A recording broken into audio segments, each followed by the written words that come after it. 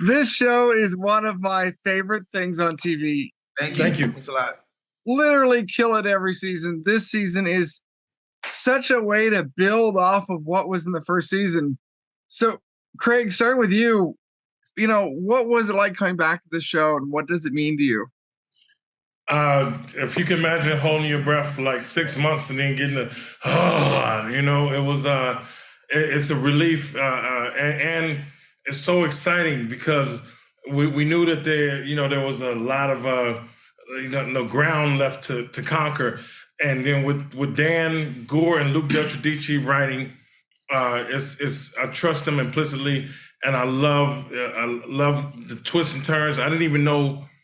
Even though I was there in the beginning with the pitch, and then seeing the table reads and all that, like to see where the show got to was still like a mind blow. I'm like, well, I love this, and I knew like when I first, you can feel a bit silly, like when I first in the first season when I had the fake snake and stuff, and you got to act with that, and you know what I mean. But then when I saw the CGI, and I was like, oh, we got something super special here. They're not messing around. So I love where it's gotten to. I love that I start off this season, happy and successful, and about to get that first harvest out. Boom, knocked in the jaw. Boom, knocked in the eye. Boom, knocked in the stomach. So I love it. I absolutely love it. I love where it is. I love that you love it. That's very exciting. And I love that you're going to get people to love it, as I mean. Well, I'm going to talk about something you brought up there. And Rell, this comes back to you a bit for Isaiah this season.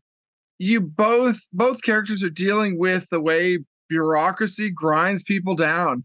Like, it's just like this constant, how else do you survive if you have to deal with this every day? So I'm curious for you guys, well, for you, playing Isaiah, where does he start out this season? How would you describe where he's coming from? Well, I think his actions of season one and him being on the run have caused him to he's hiding out. He's humbled himself to a certain extent. He's in Phoenix living his life on the low, on the lam. And he just wants to live a regular life. He thinks he's seen the error of his ways. So he has to just kind of chill and try to rebuild everything that he lost, because he's hiding right now, but he still has bitterness. He has anger toward his brother, his situation, and then the actions of his past catch up, and he realizes, he can't walk away. Those movies, like, I just one more job, and he can't walk away. So he has to get back into the funk of it all, and he has to resort back to his old ways, his scheming and his scamming, and he's going to involve his brother in it. Because if I'm in this ish, you're gonna be in it with me. What are those? I'll come back to the bureaucracy thing in a second, but what are those scenes like? Because they come a little bit later on when they start together. What's it like playing that now, coming back for season two? Their friendship, the way they kind of bond, I guess. It's like family, man. Like, we all have family who might do us dirty or do us wrong. We don't agree with. We always come back because at grandma's anniversary party or the cookout, you're going to see that cousin Mike, who you can't stand, because that's family. So no matter what, the theme of all this is loved ones. And we both had a loss with our dad, and family always comes back together no matter how hard it is. And the audience might say, stop trusting him, Craig, and Isaiah, go on, but we got to find our way back because, we're really important to each other. So we're going to always find our way home. Craig, what is Rell like as a scene partner? Oh, Jesus. Well, I've dubbed him Denzrell because he gives, and he I've seen him grow as an actor just in these past couple of years, and I think he should be at the very least nominated for Emmy. Oh, shit, better be. But you'll see this season. I mean, I'm sure you've seen some, but he does his thing. It's and we work together. We rehearse. It's like we were pulling for each other. So it's great. It's like I feel like it's my little brother. Well, Rell, you talked about this last season. I spoke to you for season one, But tell me now, what is Craig like as a scene partner coming into the second season, which feels a little bit different, both for the characters and just the storytelling? Well, first season was, hella intimidated. You know what I mean? It was like, this is, I know he's right here, but it's one of the biggest comedy faces, of my generation, bro. So it's like, you kind of gotta stand beside that. And it's like, try to not get smothered in, his comedic talent, man. But as we got to know each other more, it's a little bit more, it's easier and it's freer. Craig is like, you're working with your boss, but also your guy.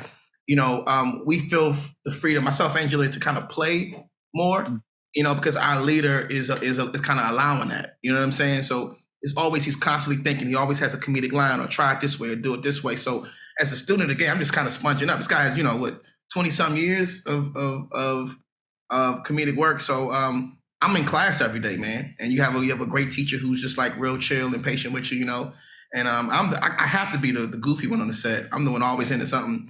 So it's good to have a base of the team. You know what I'm saying? We're the Golden State Warriors, and he's Draymond. Get your butt back in practice. But he didn't punch me, and it works. Well, just to wrap it up, how do you feel about being in a show that has such a great message about all the BS that grinds people down?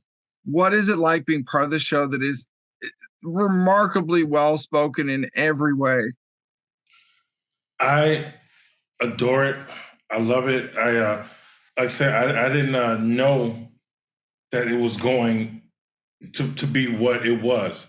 Even being privy to the scripts and everything, like you see it, but to internalize it and read about it is one thing, but then to see it and see how it comes together. And then sometimes I wasn't on set, obviously.